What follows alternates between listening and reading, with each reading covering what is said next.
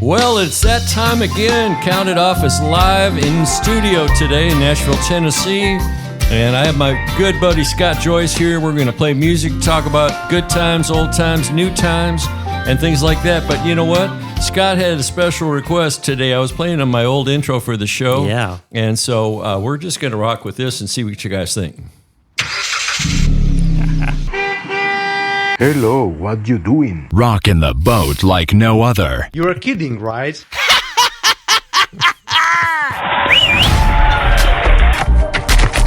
Pronto nos vemos. When all else fails, read the instructions. Whoa! What? That's it. I think you've got to be like a Firesign Theater kind of, Monty Python fan to get any of that. That was the first intro I put together for the show, and I had a couple of professional broadcasters saying, I have no idea what you're going to do with that intro. You've got to talk about who you are and all that. Don't change a thing is what I'd say. I try. Well, that's a good one, too. That's really good advice. If it ain't broke, we can probably still fix it. We probably could. Well, you want to do me a favor? Say, kick it off, Marcia. Kick it off, Marcia. Welcome to Count It Off with your host, Jeff Dayton, where we explore the world of music through the eyes of some fascinating guests. So, get tuned up and let's count it off. And that is the Magic Marcia Ramirez. Very nice. Yes, one of our wonderful people here in town. Just ran into her yesterday. Hello, Marcia. Yeah. Yeah, and Scott Joyce, good to have you here, man. Good to be here. Okay. I'm trying to think who Marcia's been out with. Was it Rodney Crowell? Rodney Crowell? She's with Christopher Cross. Yeah, That's who she's I was one of the thinking members of 12 Against Nature and Make Me Smile, the tribute bands that are in town. And her husband's a guitar player, right? Mike Waldron. Yeah. Yeah, and her son is the perpetual musician of the year, Derek Wells. Oh, okay. I didn't know that. Yeah, so she comes from, and is producing some pretty talented kids there, too. I say so. Yeah, well, Scott here is a wonderful guy, and I've known him for a long time. I think when I first met you, actually, I met Tammy, your wife, first. When our kids were being born at Baptist Hospital, and she was Nurse Tammy. Mm-hmm, that's right. She said, my husband plays with Kenny Chesney. That's right. That was a while ago, though. Yeah, that was probably mid-90s, 94, 95, and 96 in there. Well, Scott has played with Kenny Chesney, with Blake Shelton, and he's been with Tracy Lawrence for how many years now? It'll be 9 years now. Wow. Yeah. Yeah. Well, you can hold down a job these days. Yeah. Yeah, they seem to like me, so I'm just going to hang around until they tell me to leave. Well, that's great. And let me ask you this. I probably could have asked you before we went on the air, but tell me about Tracy's history. Wasn't he part of a story I remember from somebody getting shot on Music Row one day? He was trying to break up a robbery, and he ended up getting wounded. Yeah, that's right. He was defending a couple of people. I think it started off in the parking lot, and they were held up basically, and then I believe even after they gave him their money, they wanted him to go to the hotel room and get more stuff somehow or another, and that's when Tracy figured this was going to go south, and somehow or another he I can't remember the details exactly what happened, but he did end up getting shot, and I think he still has a bullet in him somewhere. Did he get shot in the neck? That's what I seem to remember, or a shoulder, or something. I think it might have been a knee. I'm not positive where he got. He got shot more than once, though. Oh man! So it might have been in the neck too. But somehow or another, he survived it and ran those people off. Wow. Well, that's a stand-up guy for you. I mean, literally. Stand up for you. Yeah. And I imagine you really love working with him. He's a straight-ahead dude, isn't he? Oh, he's great. Yeah. He's my age exactly, 57. So we kind of have the same, we graduated from high school at the same time. Wow. And I don't know, it's just been real comfortable. Yeah. Real comfortable fit. And his music is also very comfortable. It's kind of what we grew up listening to. Isn't it? So it's not, it's not super outside of what I do to play his songs. And, you are a really skilled keyboard player for everybody to know. And Scott and I have co-written a bunch of stuff together. Yes, we have. We've been on he's been on some of my stuff. In fact, during COVID, when we were doing the COVID album, Tropical Troubadour, and you helped out, right. And there was a track that Mike Johnson was on, and you said, great, because I'm finally on a record with Mike Johnson. Yeah, that's awesome. He's one of our great steel players here in town. Well, Scott, tell me about you and where you started out. Where was home? What'd you do to get into music? Oh, well, let's see. Home originally from Texas, but Dad was Air Force, so we moved quite a bit. Really? But so every 4 years we were living somewhere else. But we lived in Texas for two tours of duty, so that's kind of home, San Antonio area. Okay. And then after high school, I went up to Waco and went to McLennan Community College, which is actually a pretty good school. And it was actually it was audio engineering that I studied, so I know a little bit about what you're doing right now. As far as the sliders and faders, I can't remember everything, but that's what I was studying. And then after that, I went to Belmont. Oh, the best, best, yeah. And finished out there, and then actually was working at Radio Shack. And when I got the call from the Nashville Palace, they were looking for somebody to play. That's a club for people that don't know out near Opryland, and they needed a piano player for the house band. So and was this back in the days when it was still the old Palace right there on the corner where Randy Travis was a dishwasher? That's the exact same place. The one, yeah, the real one. Yeah. It's the new one. I know it's probably nicer, but it just doesn't feel like the same place. Yeah, well, I mean, the old Palace was like dinner and a show, and you had the tablecloths and everything like that. Exactly. I was in a Toby Keith video in that old place there. Oh, really? Yeah, it was called Honky Tonk University, and I'm playing in the flashback band. I was playing piano of all things. They should have called you. I gotta look that up. That's great. Yeah, it's cool to have a link to a great artist like Toby, and you with your great artists and Kenny and Blake. But so Texas, where did the music come in?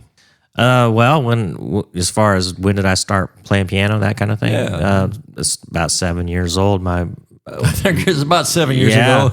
No, 7 years ago. Been with Tracy for 9, and I just learned how to play the piano last week. No, it was. I'd always been interested in the old days. The pianos and the organs were in the malls, like Lowry organ stores. And I always wanted to play those. And my mom finally got me a secondhand upright piano, which I still have, actually. Wow. When I was 7. And just started taking lessons, the traditional classical and reading kind of thing. Mm-hmm. And but it wasn't too long that I wanted to learn how to play "I'm Easy" with Lionel Richie. Oh, what tune. a great song! It's like, how do they do that? The more chord based kind of thing. That's still one of my favorite songs of his. Yeah, it's great. It's the piano part's so catchy. Yeah, and so I got a book of that because I didn't know you could play by ear. I didn't know anything about playing by ear, and I had to read it. But after I started to understand chord progressions, I'm like, what is this A flat up here? What is that? Oh, so I just play an A flat chord here? Oh, yeah, there it is. Now I don't have to read it. There you go. Oh, so it had the chord symbols above the... Yeah, they had the chord symbols and guitar fretboard tab up there, which I couldn't read the tab, but I could read the A flat. And I knew how to make an A flat chord on the piano. I just normally would have to read the actual dots, the notes. But so I started to learn how to play just with chord progressions, and that was kind of cool. And then just sing along instead of having to read the melody. I could just sing the melody. Yeah. And my friends thought it was cool. That's very cool. And my wife, who was my girlfriend in high school, I don't know if you knew that. No, you guys have been together so long. Tammy's such a sweetheart. Yeah. Throw a big hug on her for me. I will. She's wonderful. Nurse Tammy, I'll never forget. She's great. How did the music career take a hold of you? Because a lot of people take lessons. My sister had a book in the bench of her piano that said how to play piano despite years of lessons. I love that, despite the years of lessons. What got you hooked on being on stage? I mean, something did. Well, the very first time I remember wanting to do it was at my high school prom. They had a killer band up there, and I had no idea that a live band could sound just like the radio. It sounded so good. I thought, this is incredible. I didn't know this could be done, And then I guess the first band I was actually in was when I was probably 19 years old, after high school. And I was going to college at McLennan Community College, and I joined this little band, and we toured around Texas. I didn't know how to really do anything, especially solo. I was already doing everything I could do to play the song, and then they'd give me a solo. I'd just keep playing what I was already playing. Just a little louder, Yeah, that's great. But that's good for the band because there's more time for the guitar player and the fiddle player. That's right. But I enjoyed the travel. I enjoyed learning how to play the tunes. I enjoyed the camaraderie of the other guys in the band. Mm-hmm. There was just so much to love about being a musician and touring around like that. Well, I agree with you. I mean, we all love it. And I still love touring. I love going places I've never been. You remember that song? Was it Tracy Bird? You take me places that I've never been. You take me places that I've never been. Okay, yeah. We're always going somewhere new, aren't we? I love it. As long as it's not the same route every year, that's what drives me crazy. Yeah. You just do laps around your career. I know you see the same places sometimes. Yeah, well, for sure. some of it's worth going back to. I mean, I go back to Phoenix a lot. I do a lot of Minneapolis. I do Key West and Florida dates, and those are great places. I love to go. And you've been out to Hawaii a little bit, haven't you? There's another place. Yeah. Which I've never been. That's one I've never been to. Well, we'll have to hook it up someday. It's a lot of fun. They don't know anything about what we do country-wise because they have their country thing, and the Hawaiian country. We'll talk about that in another show. Maybe get you on here and chime in after you've been to Hawaii. But the fun of going new places is really, it's the lure for me. You left McLennan and you came to Nashville to go to Belmont. Did any of the band stuff transfer with you? Did you look for a band to play with when you got here? I wish I had, but I really didn't. I just studied what they were teaching at school there. They had some ensembles on campus you could be a part of, but they didn't have a country ensemble. But I was in a jazz ensemble, so we did that. They didn't have a country ensemble. I but mean, they you think do about now. Nowadays, geez, My daughter went to Ravenwood High School, and she went to school with Greg Bates. You remember him? Yeah. And Greg was actually, we were doing a Sarah Darling date on campus there one time, and he came up to me. He was the opening act, and he was, a Belmont guy with a record deal. That's so cool. Yeah, he was a wonderful guy. He was kind of down the same chain, George Strait, Easton Corbin, Greg Bates, had that same kind of thing to it. Like, there's a lot of guys that really do that Texas thing well. And I love Texas music, as you know. Oh, yeah. George Strait was the best news I ever had in 1984. Absolutely. Something must have happened here in Nashville. What was it? Well, there was a piano player that when I would take off, I would have him sub in for me, Willie Rainsford. I don't know if you know that guy. He's an older gentleman, and did some sessions. And he was kind of my mentor a little bit right in there. Well, Kenny Chesney needed a piano player. He wasn't famous particularly yet. He was still on Capricorn, I think, at that time. Okay. And he had called to see if Willie wanted to come out on the road. Randy James had called. I remember Randy. Yeah, Phoenix guy. That's right, Phoenix guy. And Willie said, "I can't do it, but you might call this young kid Scott Joyce." And so that's how I was like, "This sounds like fun. Let's do it." Oh, how cool! So yeah. Who was in the band back then? Randy James was the guitar player. Ozzy Osment was the fiddle player. Now it's flashing back. I saw you guys in Branson. Oh yeah, you were there, and Carlo was the drummer. Carlo Marino was on the drums, and Blue was on steel. Blue, another Phoenix guy. He lives pretty close to here now. Yeah, does he really? Yeah, I gotta look him up. Yeah, he's doing great. He's touring with somebody actually right now, Rooster something. Wow. Yeah, I'll have to look it up. Yeah, he was also in Chad Brock's band. Yeah, and a lot of those guys shifted over to play with Chad for a little while. Mm-hmm. Yeah, we went through several bass players. But Rob Alexander was the original one and he's like most bass players where they play real low and they sing real high. That's what he did. Wow. So Kenny liked that. Yeah. And that was before Wyatt Beard. So that was before Wyatt. Yeah, you needed that high harmony on there. Yeah, absolutely. You guys were playing guitars and Cadillacs in Branson, right downhill from the motel that we all stayed at when we were doing the Glenn Campbell show at the Glenn Campbell Theater. That is so cool. Yeah, so I came down there and saw you guys, and Tommy Hensley was your wild man on the monitors. Yeah, wild man for sure. Oh, God. He kept us laughing all the time. Oh, yeah. We met on the Gatlin Brothers and Glenn Campbell tour to England, and we've been pals ever since. Yeah. Yeah, we can go long on Tommy, but... and then we had on front of house was, we called him Pig, but Jeff Parsons is his real name. Okay. And he's been with Blake Shelton for probably about 20 years now. He's gotten some awards and whatnot on his mixing. Well, all right. Yeah. You know what? Speaking of Blake Shelton, you've got a song that Blake recorded. I do, one that we wrote together. Wow. Yeah. Well, let's hear it. What do you think? Let's hear it. Okay, here, Play folks. it. This is called Love Gets in the Way. Blake Shelton, Scott Joyce.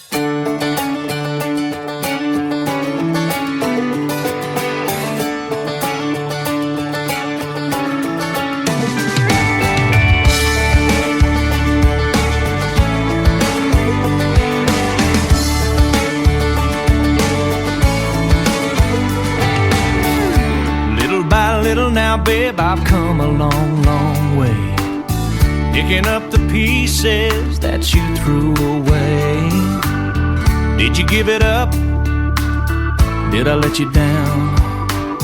Either way, it doesn't matter now, 'cause I'm finally coming round. I hope you find where you belong. Hello, goodbye, life goes on. But in another town, in a little place, looking in the eyes of a pretty face, I ain't no fool, I know what she's thinking. I could hold her in my arms, but I could never let her stay. 'Cause love, your sweet love, still gets in the way.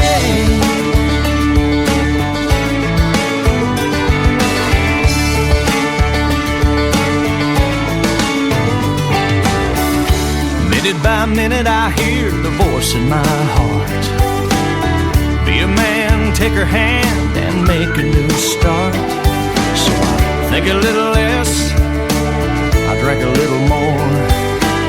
'Cause all in all, she's everything that I've been waiting for. She smiles that smile, I face the fact.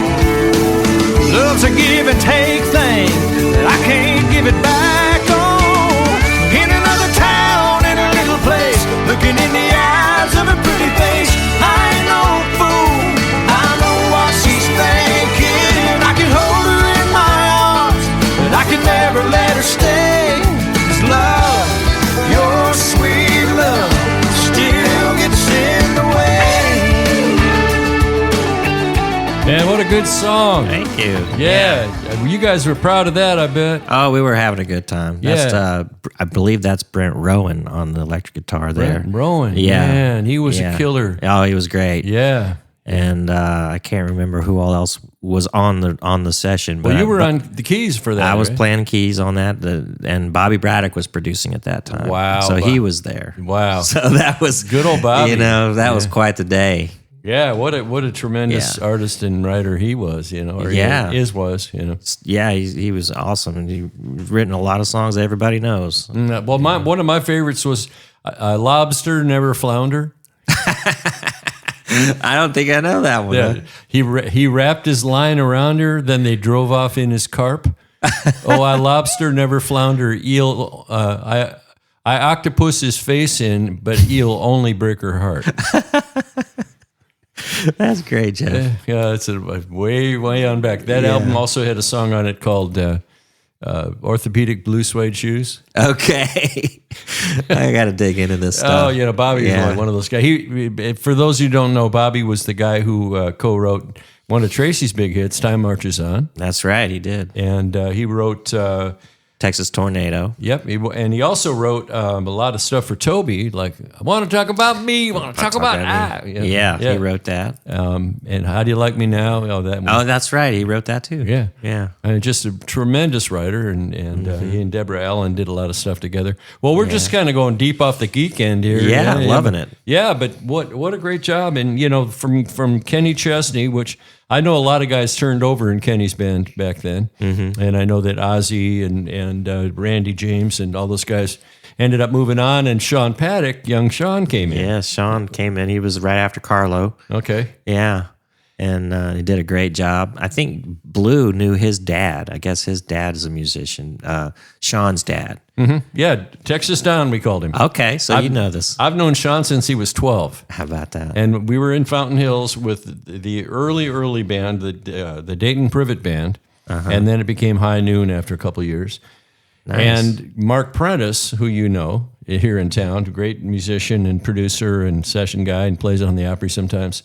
And Mark was from Watertown, New York, and that's where the Paddocks are from, and a bunch of other guys, Rick Kua and whatnot. Okay. Don Paddock and his wife Claudia and their little boy Sean, who was 12, came out to Fountain Hills to hear us. And this is back in the Urban Cowboy days, so we found ourselves a straw hat with a great big feather in front, you know, the kind, and we slapped it on him, and Doug, he's become Texas Don ever since. Oh, that's awesome. Yeah, so that's how long we've known old Sean and all that. It goes way back. It does. Well, that's one thing about the music business, you know, for those of us, and I'm sure that most of you listening have picked up the vibe that we do this because we love it, and we build a really good family out there. Yeah, we do. Yeah. We run into a lot of the same guys and develop relationships that last for a long time. Yeah. You can't really just step on hands on the way off the bus because you're going to need to shake them getting back on the next bus. Right. Oh, wait, you're on this gig too? Yeah, that's right. Sorry about what I said about your mom. Sorry about that part. Yeah, let's start over.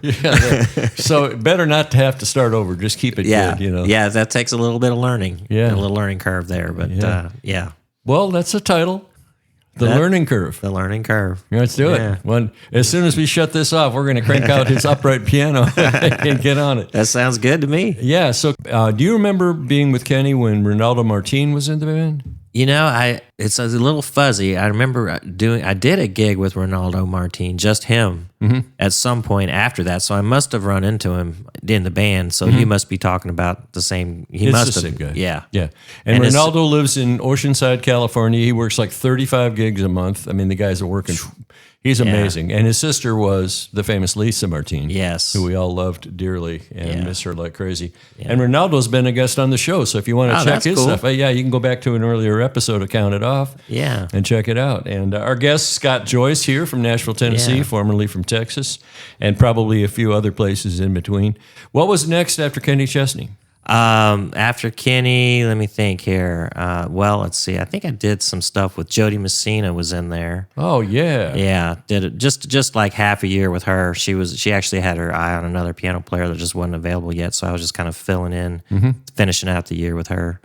But that was when she was real hot in like 99. Well, that was a great time for her, yeah. Yeah, so I enjoyed playing all those girl songs. Yeah, you know. and all the Phil Vassar songs. All the Phil Vassar stuff with great piano parts on it and organ parts. And so that was fun.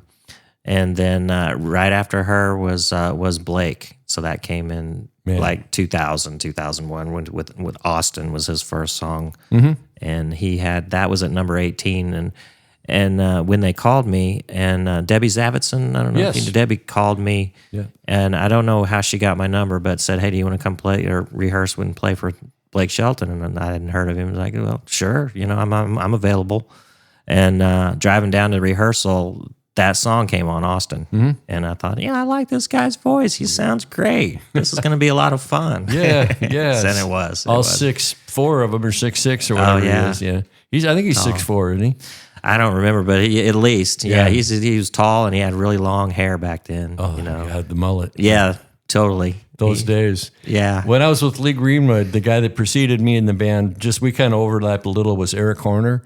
And Eric's a wonderful patriotic and Christian artist and a killer singer, you know, just stout guitar player and huge voice. And but they used to give him endless flack on the bus. They said, we'd have a lot more room in the bays, but Eric has to bring all his hair products. The hair products, yeah. All the stuff to keep his mullet looking good. You know? Yeah, oh my God. And the hair dryers and all that stuff. We can't even make coffee when he's blow drying his hair. Oh, man. Yeah. Did he ever cut it? Oh, yeah.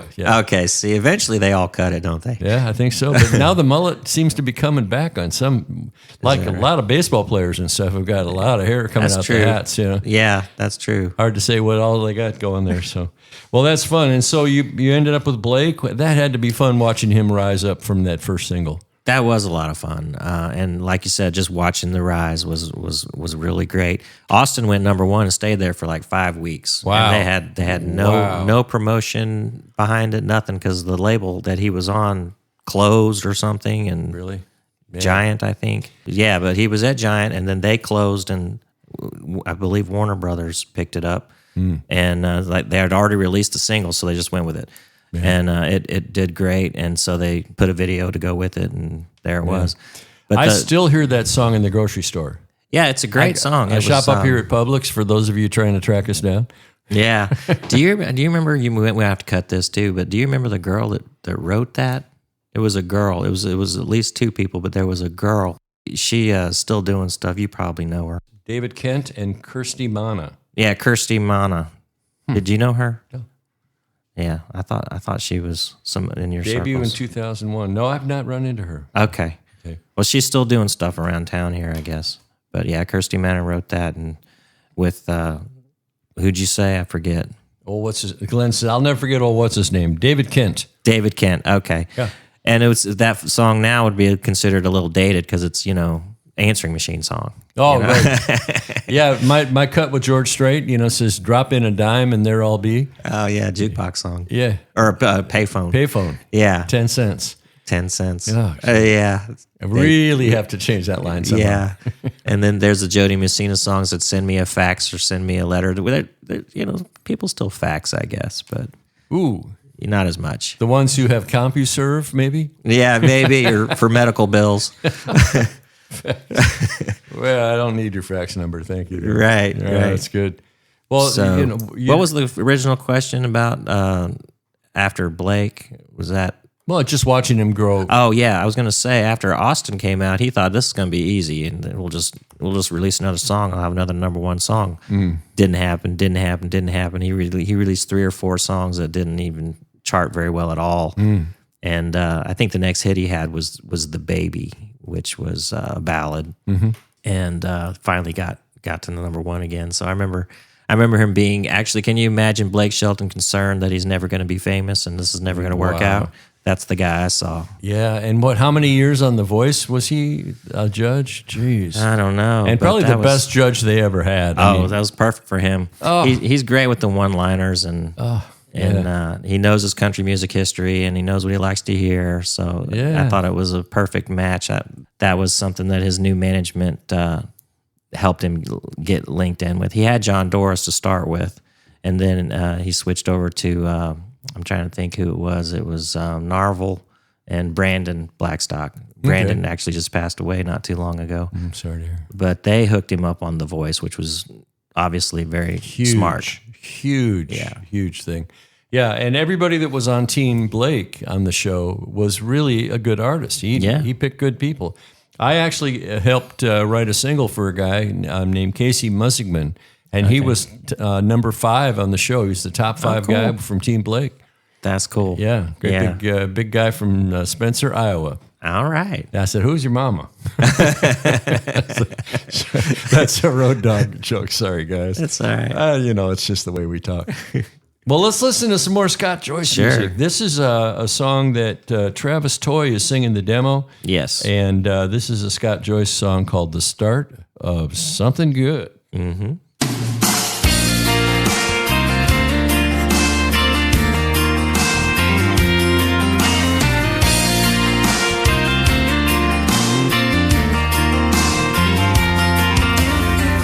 There's a picture in the hallway of us looking at our rings. Baby, you're as beautiful as you were in 93. In your eyes there's a future, even then you could see. You didn't need no fortune told, you didn't need no time machine. And when I asked you how you knew, you said, I know it's true, I feel safe when I'm with you. It's the start of something good, something's right with the world when I'm with you. I'm feeling hopeful like I never thought I would. It's the start of something good. Well, if you didn't ever have a Vince Gill cut, I would think you just had one, man. Yeah. The start of something good, and that is Scott Joyce. Wow, what a great song, man. Thank you. Yeah, that was that's a positive song. I don't know which one is easier for you to write, but the positive ones are harder for me to write. But that one's a real positive, optimistic kind of song. Well, it's you and your wife, obviously. Yeah. I mean, she likes that song. I guess she does. Well, the thing is, positive it runs the risk of being cheesy. Maybe that's it. Yeah. I don't know what it is. Possibly that. But Yeah, what a cool song. And I was looking around on the credits when you sent that to me, and I'm going, wait a minute, who cut this? Yeah, that's Travis Toy. If you don't know him, look him up. He does demos. Yeah, And he's out on tour now with Luke Bryan. Oh, great. But he used to work with Rascal Flatts before in the first iteration of that. Very talented. He plays bass and steel guitar and sings like that. You know, he's one of those guys that plays a lot of instruments. Yeah. Just very, very talented and funny too. He'll keep you laughing. I think I've met him. Yeah, I think I've met him. He's got a garage full of road cases that says Rascal Flatts. Yeah, that's the guy. Don't we all, man? I tell you what. It's sad because you go on Craigslist in Nashville and you can tell who's out of work at the moment. They're selling all those, 4x6 foot road trunks for, all this stuff. Okay. Yeah, $150. Oh, golly. It's hard making a living in the music business. Would you agree? Oh, yeah. You've got to pay attention, that's for sure, and try not to spend too much and just get what you absolutely got to have, Yeah. Well, man, I tell you what, you've done a great job, and you're doing a lot of fun stuff with Tracy Lawrence, who's the next artist we're going to talk about. Okay, good. You went from Blake, and then Jody Messina, and who else was in there? Oh, there was a guy named Casey James, kind of more of a blues artist, but he was country to start with. And I can't. Oh, I did a little stint with the Conway Twitty musical, which Conway's daughters produced. And so we had Glenn Templeton I remember him. Played Conway Twitty. All right. And then Tracy Lawrence came along? And then, I got to put this in, I actually had left the music scene for a while and went and computer networking and got a degree from Nashville State and started working for a medical company for a couple years there. Really? Doing help desk stuff and getting into networking, thinking, I may not want to do this music thing full time, but Tammy could tell I wasn't happy anymore. And so when Tracy's band leader called me, I was like, yeah, I'm available. Let me try this out. Yeah. And so it turned out to be a good thing. That was 9 years ago, so obviously I love it. There's a time when we recognize that we're BSing ourselves. I remember when I first got to college and I thought, well, I'm going to be a theater major because I had been in a play in high school and I thought, well, that I can do. And I didn't have classical training in anything. I just had, banging around in garage band training. Oh, yeah. But really what I wanted was the stage and the lights. Yeah. And that's what I was drawn to, was that big stage and the Fresnels and the Lecos overhead, the hot lights he used to use in the old days. Yeah. And being on stage, and I'd gather my musical friends when nobody was around, and we'd take over the theater and do like shows for nobody. And I can see you being an actor. oh, I'm the worst actor. I should tell the story. I got booked on Hawaii 5-0 as an extra. In my first episode, they made me a dead SWAT guy. Okay. That was perfect. No lines to remember. No lines. The only problem is I'm the only dead guy that flinches when pyro goes off. There's this prison break and all the pyro's going off, and my head's like a turtle going on the shell.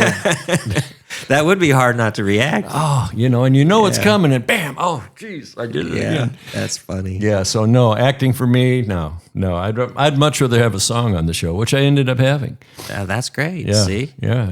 But again, that's a family of connections you've got to have, and I luckily knew one of the associate producers, and I wrote a song with her son, and she was boosting her son, and kaboom, there it was on the show. That's great. Yeah, it's not who you know; it's who knows you. Right. It really is that.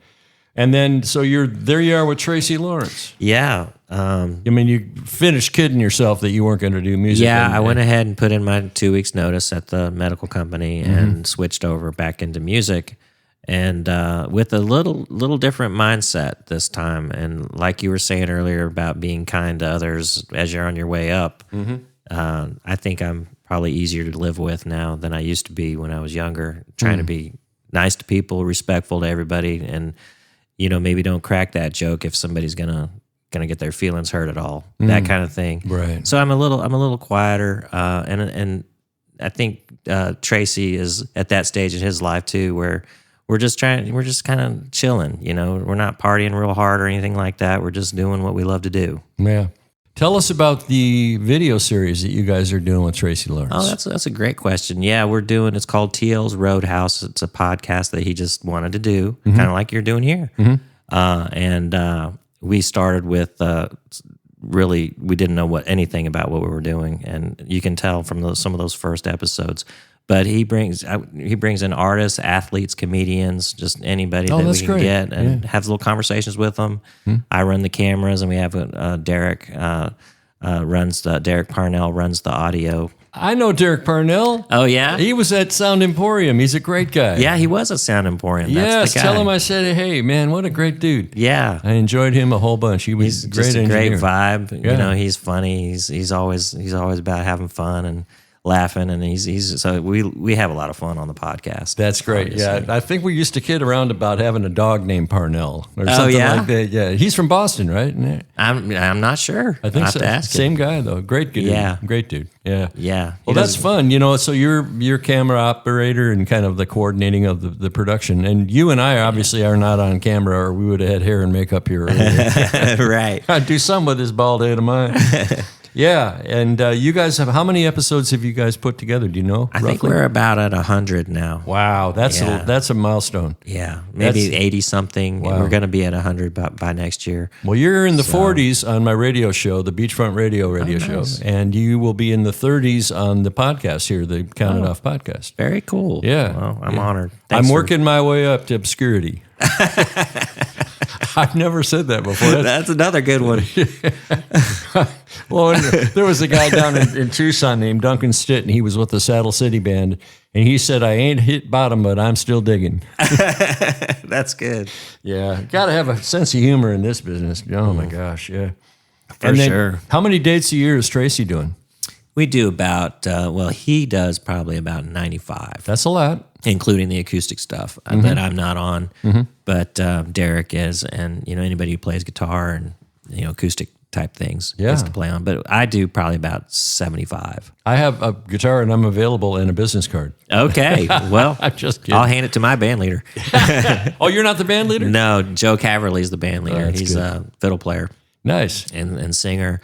He used to have his own group too back. Probably, I think it was in the 2000. I think when he wrapped that up. But all things considered, I'm doing just fine. That was one of their songs. Yeah. But it's called Yankee Gray. Oh, I remember those guys. Remember those guys? They had Another 9 Minutes. Was that one of their songs? That's it. Uh-huh. Yeah. So Joe was in that group. Oh, yeah. And so now he's doing this. So it's kind of like having an artist and a half or two artists, with those guys, with Tracy and Joe. They're both great. All right. Hey, let's do another one of your songs here for folks. I love spinning the music. I get to play DJ. Hey, Mr. DJ, play me a song. This is one called Good Man Goes Bad.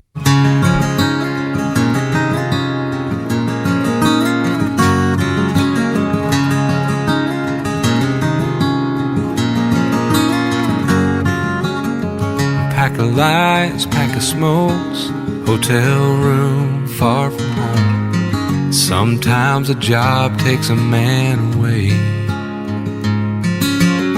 You say goodbye and kiss the kids, but as the call ends, there's a lot that you don't say.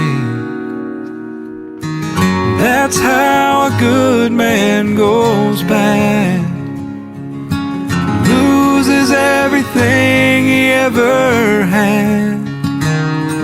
Makes a good woman lonesome and sad. When a good man goes bad.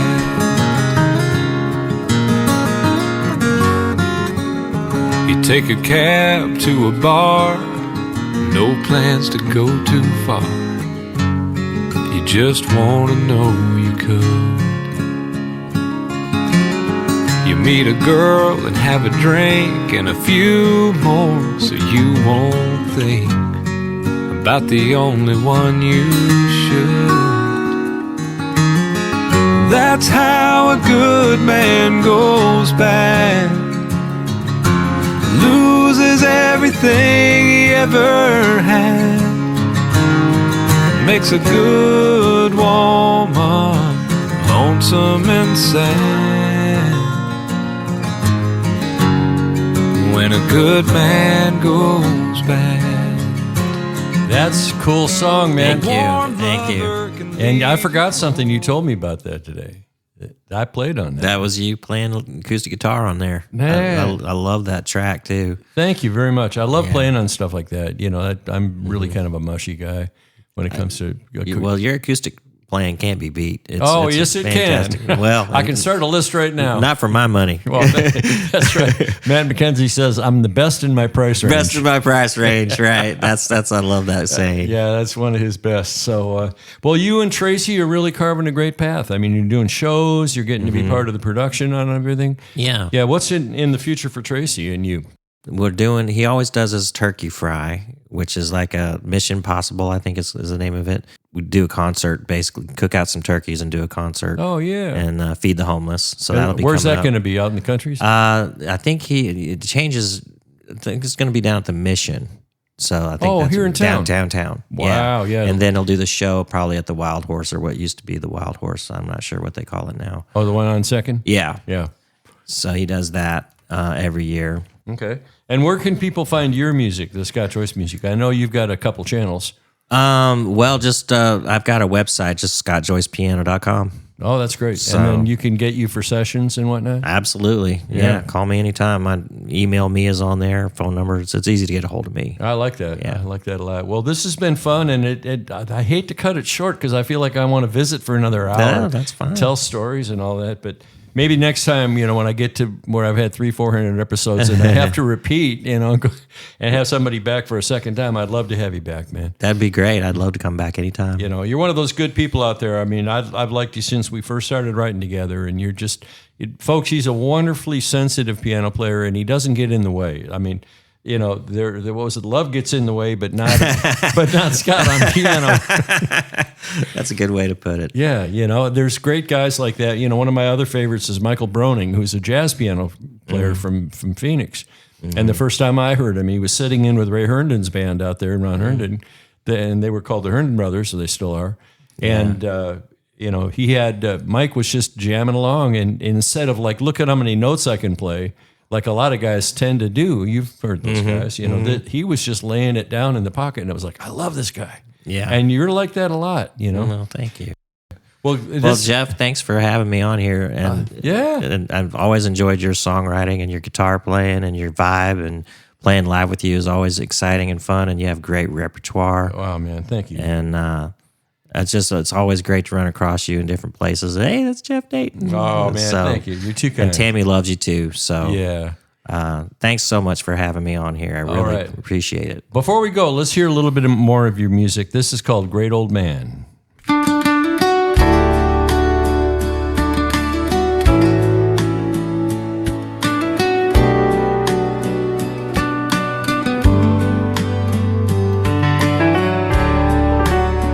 I'm sold already.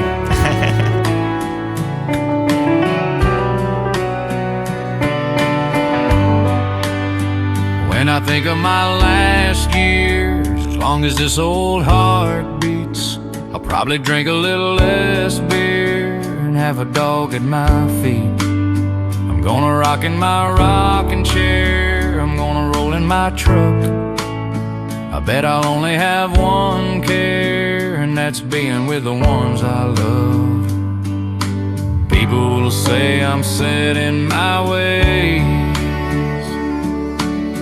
and I'll say they'll understand when they're through with their younger days. Yeah, this old man will have seen it all, except the promised land. I'll be holding my lady and my grown-up babies and love them all I can. I'll smile at my wrinkles in the mirror and have faith in a bigger plan. Yeah, this good old boy's gonna be a great old man. Man, that's cool. Thank you. Great production. Yeah. Who's the singer on that? Actually, I thought this would be interesting. That's an AI vocal. Oh, dangerous territory. Yeah, it is. Yeah. I did overdub the piano and the bass. I got the stems off of there. but that's an AI vocal, AI. There's a topic we don't know. Yeah. That's a landmine hand It grenade is. with a pin tool, man. Gasoline everywhere. Oh, my God. Yeah. Lord, make it stop. Okay. Kind of scary. Sends a chill up your spine. And, I just dabbled a little bit in that, and it almost made me bawl when I first heard it. I was like, what on earth is happening? So sad and also exciting and scary all together. Yeah, I mean, and for those of us who make our money playing sessions sometimes, it's scary for sure. Yeah, we got a future ahead of us. Well, somebody else will navigate the tail end of that story, but for now, we're all treading pretty lightly. Absolutely. Yeah, we got a lot to be cautious about. Well, here, the fun thing is you met Marsha at the beginning. You get to meet Dave here at the ending and a little bit more Marsha. Okay. So all you got to do now, Scott, is say bye-bye. Bye-bye. Bye, everybody. Hey, baby. Thanks for joining us, and we hope you enjoyed this show. We invite you to check out all the other episodes and share this channel with all of your friends. Until next time,